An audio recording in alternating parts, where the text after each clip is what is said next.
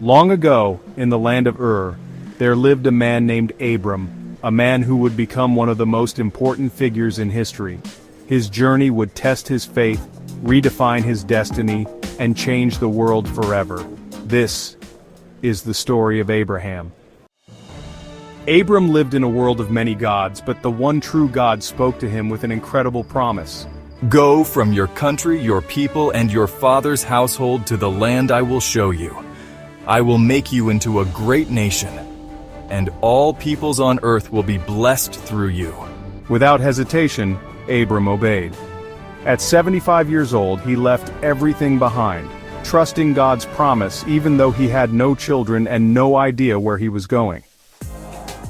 But Abram's faith wasn't perfect. When famine struck, he went to Egypt and, fearing for his life, lied about Sarai being his sister. Disaster followed, until God intervened. Even in Abram's mistakes, God remained faithful. Years passed and still no child. Doubt crept in, but God renewed his promise in a powerful way. Lord, what can you give me since I remain childless? Look up at the sky and count the stars if you can. So shall your offspring be.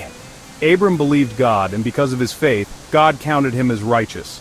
Impatience led to a desperate decision. Sarai gave her servant Hagar to Abram, and Ishmael was born. But this was not God's plan. God cared for Hagar and Ishmael, but the consequences of taking matters into their own hands would last for generations.